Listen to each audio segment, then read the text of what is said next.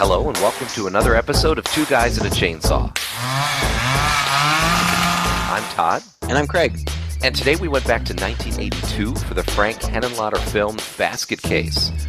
This is one strange movie, don't you think, Craig? It is. It's so weird. I had seen it one time before, and I remembered, thinking how bizarre it was. But I was excited to go back and watch it again, and I don't know what it is about this movie. In many ways, it's pretty darn bad. But in a lot of ways, it's really compelling, too, and I can't quite put my finger quite on why. Well, it's kind of a unique concept, at least at the time. I think there was another film that came out a little before this called It Lives, back in the 70s, about a kid who was born who was kind of this rabid creature and small but could attack people. This isn't quite the same thing, but the idea that you have this Siamese twins that are separated at birth, and this guy's carrying around his twin in a basket, and his twin, of course, is deformed and kills people. It's just a quirky idea for a movie in the first place, and so the subject matter, I think, lends some of that to it. But I think the other part of this movie is just that it has a lot of heart. This is somebody's first movie back in the 70s when you needed at least a little bit of money and a little bit of know-how because you were shooting on film. So it couldn't be, you and your friends in your mom's basement with a video camera. But take this, transport it to the 70s, give that kid a 16-millimeter camera, somebody who knows a little bit about lighting, and some folks who are adults who are willing to act, and you wouldn't get something too far removed from this movie.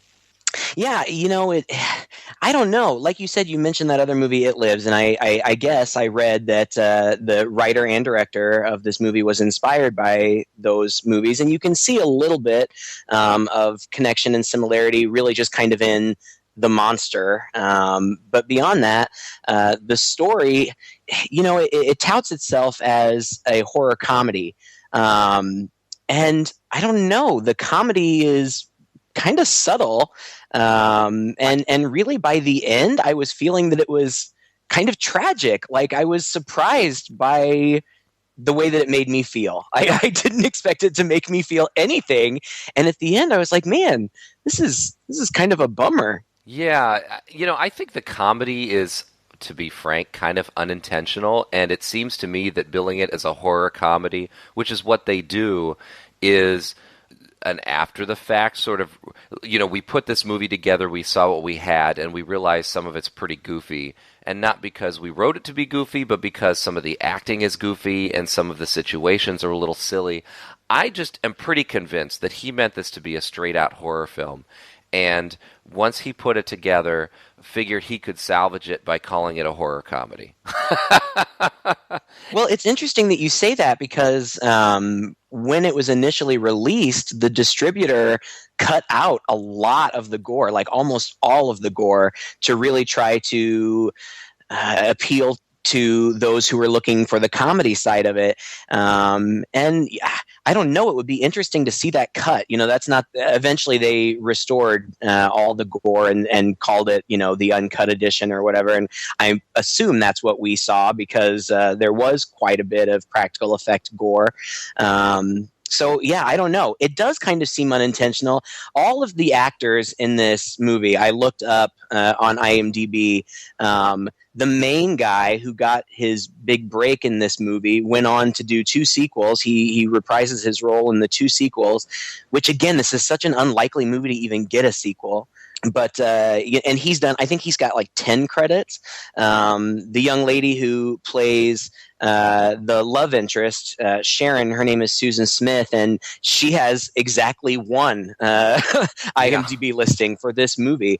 And that's, if you go to the IMDb page, like, none of them have headshots, none of the cast. So it had to have been just, kind of a ragtag group of people who got together and put this together. And for being that inexperienced, it's pretty darn good. I don't think I could make a movie of this quality. You probably could. But it shows the acting is not great. It's very over the top in some parts. But however it works out, somehow it just comes together, and it really just seems like they succeeded in making the type of movie that they wanted to make. And it's weird and different and bizarre, and I don't even know if I can say that I like it, but I'm just kind of fascinated by it. It's really interesting. Well, I think where it succeeds in that respect is that it really creates a good sense of place. It has a Absolutely. feel of its own, and you can tell it was filmed on location. It's filmed in New York, and the whole movie just feels very gritty. It feels like you are in the everyday man kind of slummy side of New York, especially back in the early 80s, because that's where it was shot. And it doesn't really pretend to be anything else, and so you're getting very claustrophobic shots in these hotels that are dingy and dirty and gross.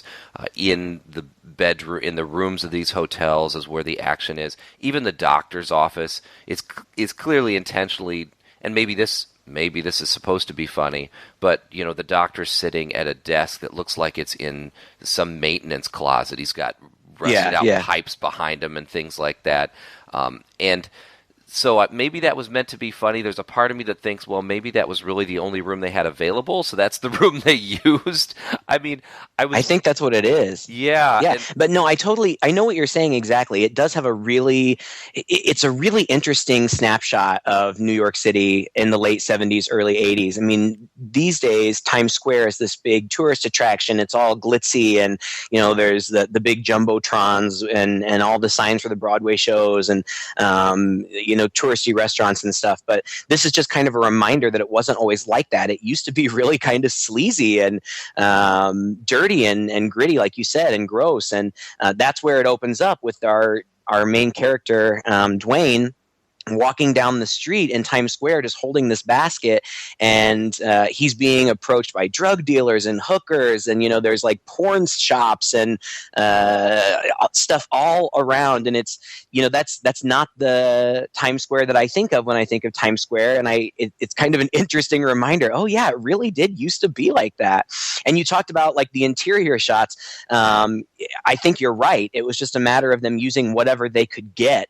The hotel is supposedly in Times Square, but it wasn't really located there. And all of the interior shots, like the lobby, it looks. I mean, it looks very authentic. It looks like a very small walk-in lobby, but really they just filmed that in a service elevator, and all of the interior rooms, or a lot of the interior rooms and hallways, were just filmed in friends' houses, because they had a really limited budget. They only had like what was like a $35,000 budget, which, as far as filmmaking goes, is nothing really. yeah.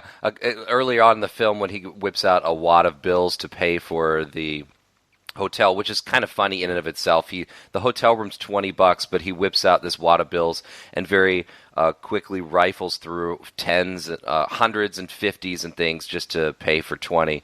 I think the director at one point had said that wad of bills represented the film's entire budget. I believe it. I Yeah, believe it. And you can tell. I mean, you can tell that it's a low budget movie, but they did really well with what they had. yeah. And they did some really interesting stuff too, which we'll get to with effects and whatnot. But Well, it does. I have to give them props for making making do with what they had. It does force a certain aesthetic, and I think that's probably what saves the movie. The shots are very close. Many of them are very close in, and you can tell, for example, especially when he goes to visit the doctor later, when he is talking to the receptionist through this glass, kind of the sliding glass window that you tend to see in a receptionist's office. I mean, her office behind her is so minuscule that it looks like, I don't know, like a DJ studio or something, Yeah. repurposed. And you can tell they're framing it so close because they don't want to show you the rest of the room, because it's probably doesn't, the rest of the room probably doesn't look like a doctor's office at all. And when Right. the other shot, in the other direction where he's sitting down and waiting, there's a big bulletin board behind him with some things posted to it that look like they might be in a doctor's office, but that's the only indication that you get that he's in a waiting room. There are no other cast. There's not even a potted plant there or a table full of magazines or anything, any of the Right. furniture that you'd expect in a doctor's office. And it's just so tight on him that you just know, and this is true in almost every location, that they're being very deliberately tight, and not because they're going for a certain aesthetic, but because they're trying to hide the fact that where they're filming is not what it really is supposed to be, or that these are sets, you know. And Yeah. again, it just forces a certain aesthetic. Obviously, I don't think it was intentional, but it does work in the movie's favor at the end of the day. I think so too. You know, those little things that you were pointing out, I almost didn't even notice because I don't know. There was something that seemed legitimate about it. I guess I don't know if that's just the tone of the film, or how they established through those shots, those exterior shots of Times Square and stuff. I expected the movie to be gritty and dark, and that's what it was, whether it was by necessity or otherwise. Like you said, I think that it ended up being in its favor. You know what it reminded me of a little bit too? Pink Flamingos. Have you ever seen that, the John Waters movie? No, I've avoided seeing that. Yeah, well, you might not want to see it, but it's a very divisive movie, and I can't say it's a fantastic movie either. But it feels a lot like this. Of course, that was shot in Baltimore, I think, and but it has a very deliberately gritty feel to it. Obviously, it's opened up a little bit more, but again, it's shot on film. It's shot with a low budget, very little lighting, clearly with people that are on their first project, acting wise, cinematography wise, lighting wise, even script wise. The way things are staged can be utterly boring at times, just because it's the camera set up in the corner of the room, and you see the whole thing play out as the whole scene play out as a play, right in front of you. Mm-hmm. Now, this movie doesn't quite go that far. It does have, the shots back and forth and quicker cuts. But again, that's really because if they set the camera up in the corner of the room, you'd probably see a lot of stuff they didn't want you to see. Another thing that was a little distracting about this movie was the acting. I don't feel like it's very competently acted. It's not the worst acting I've seen. It's definitely pretty typical for this kind of movie, so it's not uber distracting. But there are times when it's just so unnatural that it kind of clashes with that authentic atmosphere that we were just talking about. Yeah, I definitely can see what you say. Like I said, I have a feeling that the vast majority of these people were not actors. Oh, yeah. I think that these were just people that were pulled in for a job, and it kind of comes across that way. But that being said, the main character, and I don't remember, he was played by Kevin Van Henterick, something like that. Mm-hmm. Anyway, Dwayne, he's this younger looking guy, probably in his 20s, I would guess. He's got this big curly 80s hairdo, and his acting is pretty bad. Like, it's pretty melodramatic and over the top most of the time, and yet somehow the character is endearing. I don't Yeah. know if it's just, this he's got, kind of these puppy dog eyes, and he's got kind of a soft demeanor. So maybe that has something to do with it. But I liked him as a character, and I was pulling for him as a character, and I was pulling for him as an actor, because as we mentioned, the whole premise is that these conjoined twins, one of whom is normal looking and the other who is monstrous, were their mother died in childbirth. Their father was upset and angry about that and blamed it basically on the deformed child. He wouldn't even claim it as his child. He just thought it was a monster. And so in the dead of night, he brings in these, kind of backwoods, I guess, surgeons to separate them, and it's against their will. And that scene was actually really pretty traumatic and scary and sad. It doesn't come until later in the movie. We see it in a flashback. We kind of have been able to figure out what's going on, what the backstory is, but we do see it in flashback. And the prosthetic that is the Belial is the name of the deformed twin. It's campy looking. It doesn't look like real flesh. It's somewhat human like. But what was funny to me is, this actor, he's carrying around a basket for a lot of it, hence the title Basket Case. And supposedly in that basket is this deformed brother. One of the things that I thought was funny and a little bit distracting was that Belial seemed to change size. Like sometimes he would be so big that you would think he couldn't possibly fit in that basket, and then sometimes he would be significantly smaller. There's one scene where Belial hides in the toilet, which I guess is supposed to be a gag, and Dwayne sits down next to him and pulls him out and is having this scene with what is obviously a prop, but there's a sincerity in his performance that almost makes you feel a truth to this relationship between these brothers, even though one of them is clearly some kind of rubber doll. Look, I've helped you with everything so far, haven't I? Killing Liftlander was your idea. Coming to New York to get the other two was your idea. Now wait a minute, let me finish. I'm not saying that. Of course you're right. They deserve what they get. All I'm saying is it's been your idea every step of the way. But I've helped you, haven't I? I'll never desert you, not after all we've been through. You know that. We'll always be together. Did you? Am I giving too much credit? I don't know. No, I don't think you are at all. I think just the very idea. And you get a lot of leeway here when you're talking about a deformed twin. It's not like this is a creature, something that has progeny, something that has come from a lineage of other creatures, and so genetically it has a certain, for example, you watch a movie and you see a dragon, you expect that dragon to kind of be realistic looking, even though there is no such thing as a dragon. You have an idea of other things that are like it. You see a movie like The Thing, which is all about just this sort of genetic, and you can do anything with it, really. You can have the monster look however, and no one's going to say, oh, well, that didn't look real, because it's kind of your imagination. And the same sense really with this twin. Maybe he was formed so that his mouth doesn't move as much. Maybe he was formed with the wrong eyes that are just glassy and staring straight out all the time and can't move around. You get so much leeway there that even though this puppet is clearly a puppet, and it's not a Jim Henson style puppet or quality puppet, it is good enough.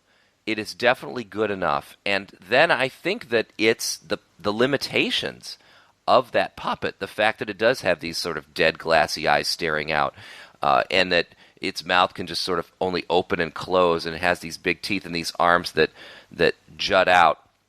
It works, again, oddly enough, in the film's favor, in that it gives you sympathy for this brother. And again, I think you're right. It's because the other brother plays up the love that he has for his deformed twin so much that you really don't care what the twin looks like anymore. You know it's deformed and it's messed up, and the more messed up it looks, the more sympathy you get for it, in a sense. Does that make sense? It does make sense. And you sympathize for both of them because despite the fact that Belial is murderous and really monstrous, and I don't know what the film was trying to suggest. It seemed in the beginning, part of the reason I think that I felt, especially in that scene where it was the forced separation, this is kind of tragic. If this were obviously this does not look like real conjoined twins, but if that were, for whatever, a real situation where there were conjoined twins who had lived 12 or 13 years or whatever together and had a bond. Not only do they have a bond because they share a body, but they also are psychically connected. Like they can communicate with each other without speaking, or at least they could when they were connected. Even though Belial is murderous and is kind of using his brother as his accomplice, a willing accomplice, you don't even hold that against them, because really all they're doing is seeking revenge on these people who had violated them so terribly. Now, towards the end of the movie, things kind of got muddy for me, because it seemed that there was some suggestion that Belial was, in fact, a monster or inhuman. and I'm not really sure what they were trying to achieve with that. But overall, the characters are compelling. And it's surprising. I didn't expect it. It took me off guard. Well, and we're also talking too here about childhood trauma, which is a little different. A lot of films deal in the adult world, and we're talking about a person going out getting revenge for something that happened to them when they were an adult. When you have some modicum of control, when you put yourself into certain situations, or you have certain friends, and things can get out of hand, and blah, blah, blah. And so there's less wiggle room when you're dealing with a child who is born with this brother, and this is all he knows. This is his life. Right. He has this brother attached to him, and he doesn't, in a sense, the child doesn't know he's deformed. He has to be told he's deformed, because for all he knows, Right. this is how everybody is. And as he grows older, he's still attached to his brother. He has that bond, and it's the adults, while he's still too young to have any agency of his own, it's the adults that force this separation. And so, yeah, you can relate to that situation 100%. I mean, not literally relate to it, but you Right. can easily sympathize with that kind of situation, and it has a little bit more of an emotional impact, and you do cut them some slack. You're right, you do feel, even though murder is wrong and this is bad, that there's a certain amount of justification in here, just enough that he doesn't seem like a total monster. Well, right, and it helps that the doctors, there are three of them. The first one gets killed in the very first scene, and then the rest of the movie is, in large part, Dwayne seeking out these other two, and they do eventually find them both, and Belial offs them both. But they, again, I don't know if I can attribute it to good acting, but these doctors are so unfeeling and really monsters themselves. Mm-hmm. Not only do they force the separation, but they have no regard. In fact, they would prefer it if Belial would die. They just they throw him in the garbage. They throw him in a garbage can and put him out by the side of the house. And of course, because Dwayne has the psychic connection with him, where Belial can communicate with him, he goes and rescues him. And then Belial and Dwayne, I guess. We don't really see who's entirely responsible for it, but they set up this kind of killing machine that kills their father, and then they're left in the care of their aunt, who accepts them both for who they are. Yeah. And so, yeah, you feel for them, and you don't really have much sympathy for the people that they're taking out, because they're presented very much as bad people and portrayed as bad people. So you kind of feel like they have they're getting what's coming to them. Well, yeah, and even in the flashback scenes too, the father, absolutely no sympathy for him. It's almost a comical bit of bad writing too, when he approaches those doctors and. All I want is Dwayne to be normal. It's too late to change the other one. Just cut Dwayne from it. I don't know. The hospital says no. Every doctor I've asked says no. You two may be my last hope. I don't know who you are or where Lifflander found you, and I don't care. No questions asked. Just separate them. Please. This dad cares at least about one kid, or else he wouldn't be having this operation in the first place, but he's going to dig up these hack doctors, one of whom we find out is actually a veterinarian, right, to separate his kid. That's funny. It is, and and I think that's the main plot. There's also a subplot with Dwayne. He meets a receptionist in the office of one of these doctors, and they have kind of a romantic subplot, which causes conflicts between him and Belial. And we'll get to that in a second. But I just thought, for whatever reason, these scenes, we see all three of these doctors get murdered in pretty much the same way. But the way that they shoot it is interesting. Like, a lot of sometimes the female doctor, I think, did a lot of struggling with the prop puppet there. But one of the things that I thought this movie was really interesting about the movie was their different techniques and how they used Belial and the various puppets and props that they used for him. Sometimes when he's attacking the doctors, all you will see is his deformed kind of clawed hand come up and scratch them in the face, and there's lots of blood, and there's lots of splatters of blood in this movie. And then sometimes, like I said, they'll struggle with the puppet, and then there are other times, I don't remember if this was any of the attacks, but there are some really cool stop motion scenes where they used, I guess, a prop or a puppet of some type, and you can tell that it's stop motion, and it's not even necessarily the best done stop motion. No. But within the context of the movie, it's really kind of fascinating to watch. Like, you kind of can't pull your eyes away. And I thought it was interesting that they were trying this variety of techniques. The big puppet, the one that we actually see his mouth move when Belial doesn't talk. He just screams a lot. He can psychically with his brother, but other than that, he just screams and moans. The main big prosthetic puppet, they did a face mold of the lead actor, and the lead actor also provides all of the voice stuff for Belial. And anytime you see that, what is obviously a prosthetic glove attacking, that's him too. So again, this main guy who plays Dwayne, he may not be the most skilled actor, but he was really going for it and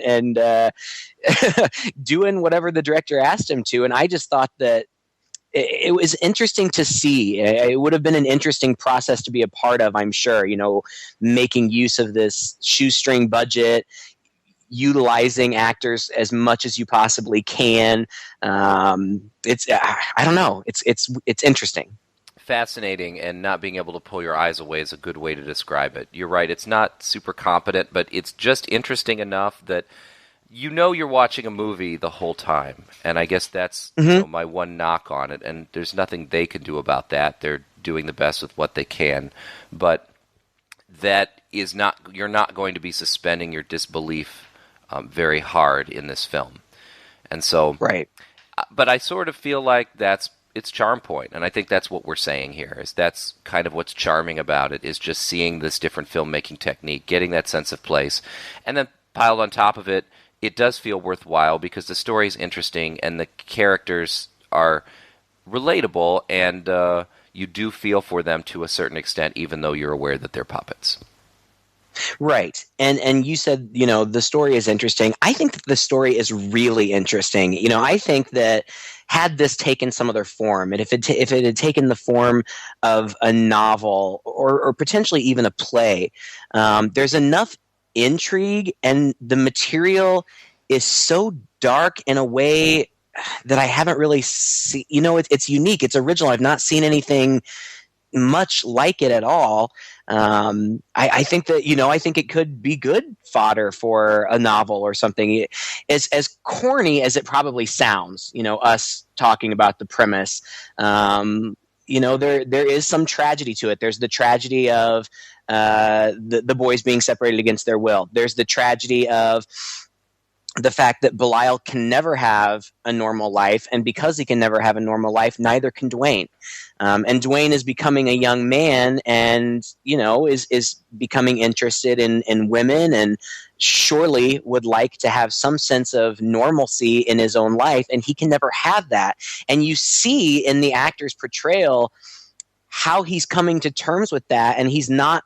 It's like he's not really coming to terms with it. Here's the small town boy in the big city starting his life, but he's constantly burdened with having to care for his brother and kind of do his brother's bidding. Now, initially, he's really, like I said before, a willing accomplice, but as Belial gets more and more difficult to control, we really see this actor struggling with, what is he going to do? Damn you!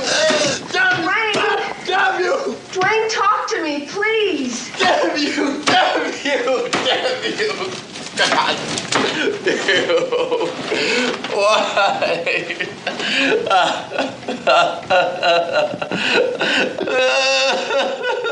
And you feel for the guy. You do. He's really putting himself out there. He's really setting aside his life for his brother. He's carrying him around. The burden that he is carrying is a physical manifestation. It's a basket. that he's walking around with, and you see that, and people are always asking him about it, and he's always just kind of writing it away. But heck, he even takes him into the bar with him and sets him down. The only thing keeping his brother in there, or keeping people from opening it up, is this little lock that he puts on it. And so, yeah, that aspect of the story is really good, and I think that's why this movie works better as a drama than it does as a scary movie. It's not really scary because I think in a scary film you have to care about the people who are going to die. You're nervous because there's a killer around the corner, and you're wondering if they're going to get it. In this movie, you really don't care that these guys get it, and much like I think we were talking about Prom Night, the aspect of who's going to get it, at least initially, isn't ever really a question, because we see that this is more of a revenge story. It's not a monster maniac is on the loose, although it does take that aspect toward the end when the relationship between the two brothers starts to unravel. Right.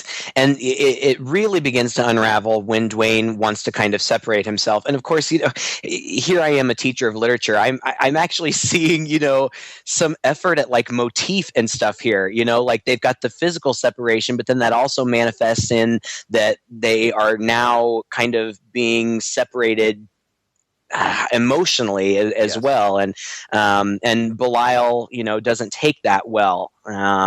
He doesn't like for Dwayne to be going off and doing his own thing, and because they share this psychic connection, there's an awareness of what's going on. That stop motion scene that I mentioned before, which, like you said, is maybe not the best technically. It was really kind of compelling. What happens is Dwayne sets up this secret date with Sharon, the receptionist, and they go out to the Statue of Liberty, and it looks like they really, shot there. I doubt they got permission or whatever, but and they have a nice moment. It's the two of them, Dwayne and Sharon, have a nice moment. Cornball, but nice and sweet. It's the fastest budding romance in the history of movies. I think she falls for him in like an hour. And suddenly they're lip locking and talking about how they can't live without each other. That's a little silly, but you're right. I mean, at least it's happening. Yeah. And again, it is silly and it is such a quick budding romance, but there was almost a sense of realism to it. And I think part of it was kind of the actress. I don't know anything about her. I can't speak to her character. Apparently she kind of fell off the face of the earth after this. I read somewhere that she now like makes spiritual bowls or something. She's like a big hippie or something. Oh, but there was a rawness in her performance that doesn't seem affected at all. So you almost believe her, like she almost comes across as a real person. Dwayne, I know an awful lot of guys, Dwayne, but you're different. Don't they have girls upstate? Well, I keep pretty much to myself. You're a dying breed, Dwayne. But yeah, so when they start to kiss, Belial senses it and freaks out and destroys the whole room. And it's really kind of an interesting scene where, he's really just completely tearing this room apart, and all of the other inhabitants of this hotel hear it, and they're gathered outside the door. And there was some good tension there because you think, well, he can't get out and they're going to get in there and find him. But they just don't. And like, they're just willing to kind of accept, well, what are you going to do? There's nobody in there now, so I guess we'll just go about our business. Yeah. And again, I don't know if that was meant to be funny, but it was interesting to watch.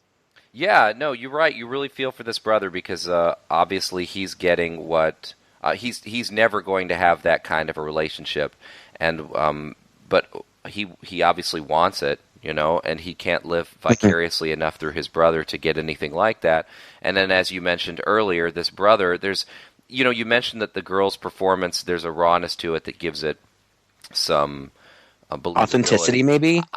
I didn't really feel that about her performance. I felt more like the brother gave it a little bit of authenticity in that maybe this is just this crazy woman who falls for every guy that she meets, but he is sort of desperate enough and inexperienced enough to go along with it and just throw in, whole hog.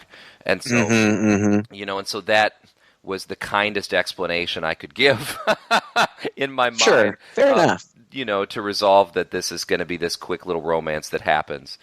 But you're right. The reaction to it's very real, and you can feel for the brothers on both sides. It's really quite touching. And again, without that device of the telepathy, this really wouldn't have worked as well, I think, because that adds yet another layer to it. It's not like his brother can just sneak out and have these trysts and come back and always have an excuse or an explanation. His deformed twin is always going to know and is always going to be touched and affected by whatever his brother does. And that's a really unique spin on it. It is, and it leads to some really interesting stuff in the movie. We've really kind of glossed over the plot, but it's okay. It's really just kind of that revenge plot. But towards the end, it starts to get really interesting when Dwayne starts to kind of go out. Like you said before, he went to a bar, and he gets drunk at the bar, and there's this really nice lady from the hotel that he kind of drinks with, and he tells her the whole backstory. When they get back, he's incapacitated, he's drunk, he's passed out, and Belial sneaks into this woman's bed and scares her, of course. I didn't really understand why she didn't figure out what that was in her bedroom, since Dwayne had just told her like 5 seconds before. Right. Yeah. But again, Belial's able to escape. Sharon was the receptionist for one of these doctors that Belial has killed. And all of this just takes place over a couple of days. The day after that guy is killed, he's killed after hours, so Sharon doesn't find out until the next day. And she's very shaken up about it. And so she comes to Dwayne for comfort and support and a romp in the sack, it appears. And they start... They get on the bed and they're making out, and it seems like things are going to progress. I think she even says something super cornball like "take me" or something stupid like that. And as he is beginning to get intimate with her, again, Belial freaks out, jumps out of his basket, and it's a strange dynamic. I couldn't tell if Dwayne was listening to what Belial was saying, because we never hear what Belial is saying in Dwayne's head. He responds sometimes, but we never know exactly what it is Belial's saying. And so Dwayne just kind of is laying there frozen for a while, holding Sharon down while Belial is freaking out. And eventually, in a kind of comic fashion, he wraps her up in the sheet and takes her and just throws her out of the room. And that's when he kind of has his big breakdown where he's like, why can't you just let me have a normal life? And it's really kind of touching.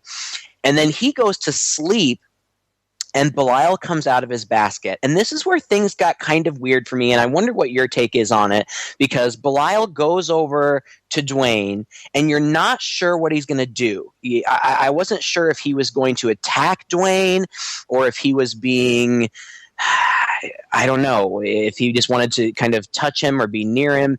But then we get some close-up shots of Belial, and his eyes start glowing red. And throughout this whole time, as monstrous as he looked, because we've been given no other explanation or suggestion, I just kind of assumed that he was intended to be a terribly deformed human being. And then this kind of made me start to question that. What was your take on that? I honestly didn't know what to make of it. My take on it was they just wanted to make him look a little more monstrous, and so they thought, oh, hey, let's make his eyes glow red. I'd be surprised if... I mean, what is the other explanation? That he's some alien, that he's some creature that came down and attached himself to it, that his mother got impregnated with something unholy, and that's why he was a conjoined twin in the first place? There's nothing, not a hint of anything else in the movie that I could detect that would have hinted at any of that. Yeah, and I don't know if any of that is addressed in the sequels. There are 2 sequels, but I haven't seen them. I want to now, but I haven't yet. But anyway, then we get this really kind of odd sequence. Initially, what the director wanted to do was he wanted to have Belial goes out the window. And, having seen this already, I knew where he was going. I feel like it's pretty obvious that he was headed to Sharon's place. And the way that they wanted to shoot it was they wanted to do the stop motion with Belial going through the streets of downtown New York, but they just decided that practically it just wouldn't work. There was no way that they could control the traffic on the streets and get believable stop motion. So instead what happens, and I guess it's because they're psychically connected, Dwayne, he's asleep, so I guess you could call it a dream, or maybe more appropriately a vision. He has a vision of himself running down the streets of New York completely nude. And we are seeing from what appears to be his perspective that eventually he reaches Sharon's house and she's sleeping naked, fortunately for him. And it appears that he is starting to touch her, and we see his hands touching her. Then he wakes up and he's still in his bed, and you kind of see on his face, it's almost like he has this realization, and he runs out there, and we cut back to Sharon, and it's in fact Belial who is on top of her, who's fondling her, and of course she panics and screams. My interpretation of this scene, because we don't really get to see a lot, we only see it really from Belial's perspective, so all we really see is his hands holding her neck. But before that, before she even woke up, the camera was doing this like zoom in, zoom out thing. I don't even think it was a zoom. I think that whoever was holding the camera was literally moving it towards her and pulling it back to suggest thrusting. Yeah. Like Belial was attempting to rape her, which I don't really understand how that works, because he's just a torso from like the chest up.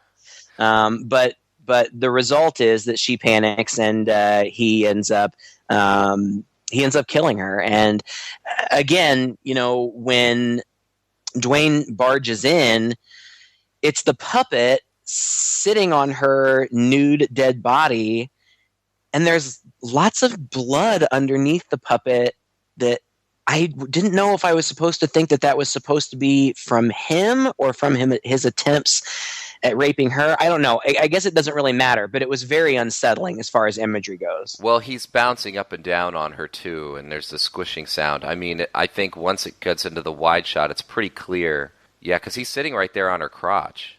Mm-hmm. It is. You're right. It's very unsettling. It's a very weird. I think a lot of people might even call it a tasteless moment in the movie. Definitely takes it to a very, very dark place, but it still works. I mean, it works in the context of this movie, because you're not really. It's so gritty that. And seedy, and that's the tone that they've, and the atmosphere that they've established, that it seems in keeping. Yes, I agree that it is almost tasteless, and it's I mean, it's an 80s horror film, so TNA were kind of staples of the genre. But I mean, it feels a little exploitive of this actress. She's very vulnerable. She's completely nude. There's lots of things happening to her body that I'm sure were uncomfortable. I think I read somewhere that for some reason the crew became really upset during the filming of this scene and left. Now, and that's all I read. I don't know why. I have no idea what prompted it, but maybe it was just the level of discomfort for or like you said, the level of tastefulness of it. But anyway, Dwayne does barge in, and he gets Belial and gets him back in the basket, and takes him back to the hotel where he's yelling and screaming at Belial. Of course, nobody else can see him because he's in the basket. They all just think he's nuts. But they get into the room. And how does this play out? Remind me. Do they just struggle? I mean, is that how it happens? I don't really remember how they end up kind of fighting, but you get the impression that maybe this is the end, that this Belial is going to kill him because he's just so frustrated, I guess. And I think it makes sense. I think it's meant to be this final duel between the brothers. It's like Frankenstein, but not in a way, because he didn't create his brother, but he's burdened with him, and he bears a certain level of responsibility. In fact, the scene when he does break in and kill Sharon is very reminiscent, obviously, of the end of Frankenstein, and so that really becomes that final straw for him, much like it was for Victor Frankenstein. And so I thought this scene, I mean, I felt like it was just a scene for scene, kind of like Frankenstein is. They have their battle, and only one of them is going to get out of it okay. At least that's what you're thinking. But instead, they end up by the window, and whether it's intentional or not, it seems like Belial pushes him out the window or forces him out the window, or in the ensuing struggle, he ends up out the window. And when I first saw it, I thought he was doing that on purpose. But then the next shot, Belial's actually holding him like he doesn't want him to fall. And this was actually kind of funny. I thought there's like hookers hanging down below, and like one of them sees him and just gives out like the most inauthentic scream like ever. Ah! Oh, what's that? Oh, girls, look at that. What is that? And the crowd starts gathering.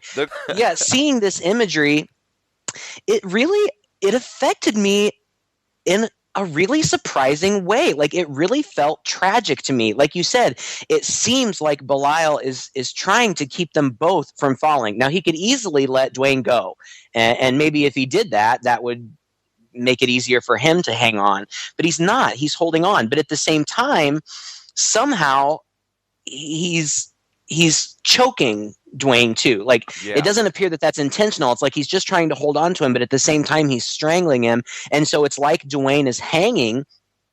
And it struck me as being really tragic and sad that this was how their journey was going to end.